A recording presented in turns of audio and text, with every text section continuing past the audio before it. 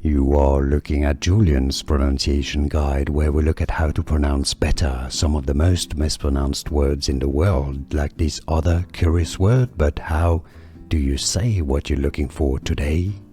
Let's learn how to pronounce once and for all correctly this word. If you want to learn more confusing vocabulary, including different names from French or Spanish, cocktail names, stay tuned. It has different meanings. It's a word from French meaning free. Libre. Libre is a French pronunciation, therefore in English it's sometimes said as libre.